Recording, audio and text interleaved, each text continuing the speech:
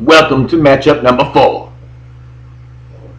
Durchfalle, 5-1, one of the bigger surprises of the year. And Shea Bush and Feeling a Breeze, weekly doormats and general nice guy, Mr. Jeff Dero. I didn't have any dramatic thing to say after the dramatic pause, so I kind of just made the dramatic pause a little bit longer than I should. It's a fault that I had, and I accept the judgment that you guys are making at the moment. But anyhow, Shea Bush Feeling Breeze, pretty much your season's done. Durchfalle, fighting for the higher seed, home field advantage, blah, blah, blah, blah.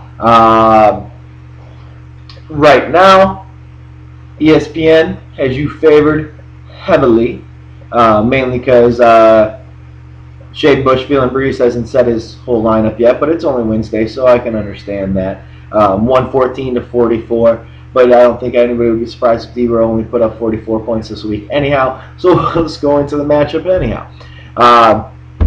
Of course, week 7, really important. The big things on bye weeks.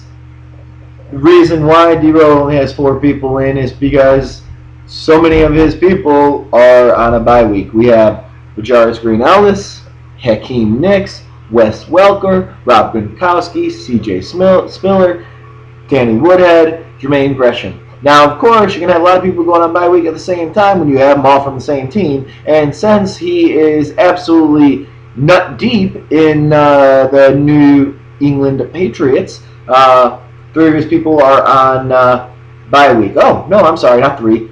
4 twice, or 2 plus 2, 2 times 2, or 2 plus 2, both equal 4. 2 times 2, yeah, they both equal 4. A little surprised by that, but it's true. Who's gonna pick up? I don't know. He's gonna have to fill out his whole fucking team. Bye week players for Durchfalle, Crabtree, who had a great week last week. In the absence of Brantley and Bridge. We'll see if that continues. Maybe that's his coming out party. We'll see.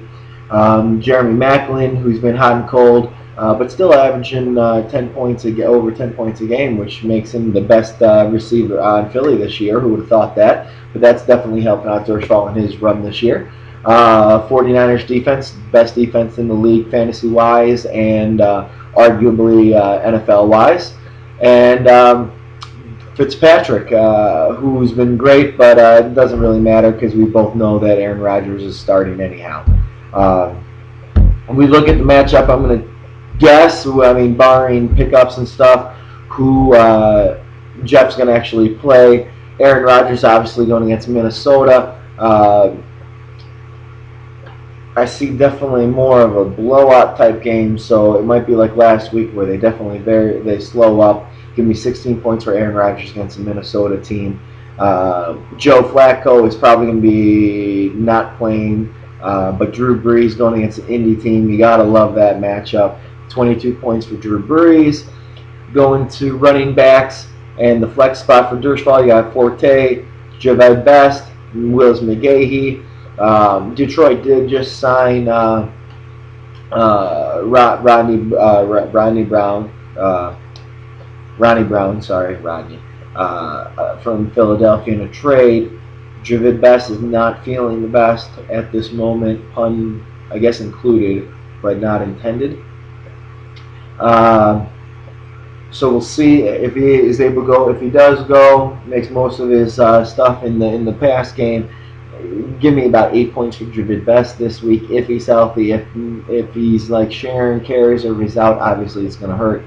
I might be starting Pierre Thomas this week or Darius Haywood-Bay, mainly because Darius Haywood-Bay is going against Kansas City and Carson Palmer there. I'm not really a big fan of DHB, but you got to kind of like him against the Chiefs defense.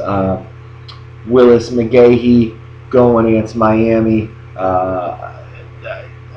Just don't like Willis McGahee any week. I definitely think you're going to put Harry Wood Bea, maybe put Pierre Thomas there, or there's some really plenty of fine spot players in free agency that I might want to pick up. At least for this week, while a lot of your guys are sitting on bye. But hopefully Matt Forte can carry you again this week. Running backs for Shea Bush. You got Peyton Hillis, who will be starting against Seattle.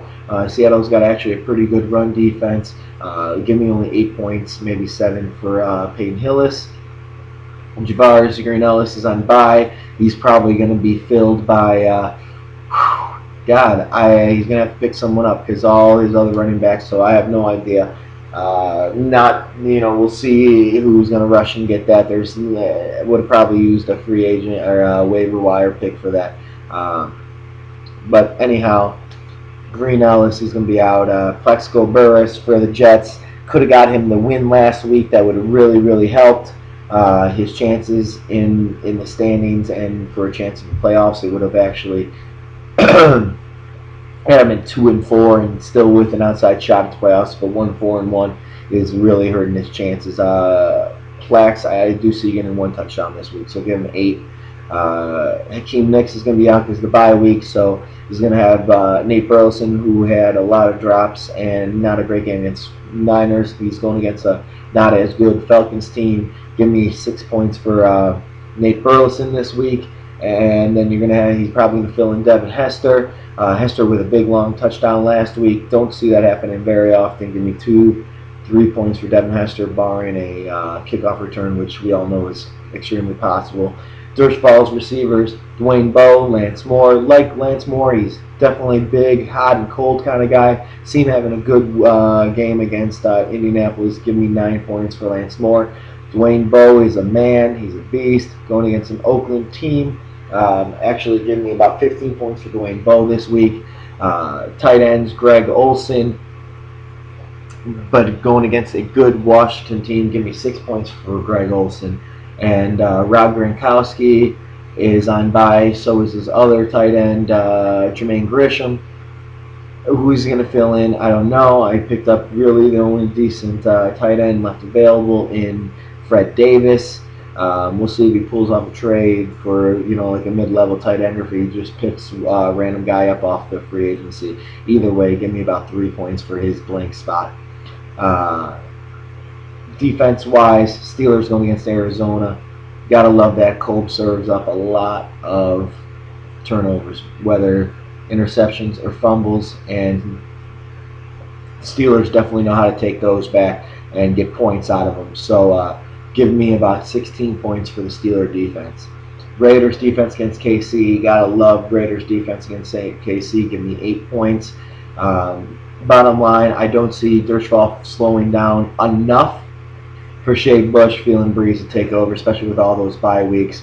I definitely see this as being the bitch slapper of the week. Give me 105 points for Durchfalle and give me only 62 for Shea Bush and feeling a breeze.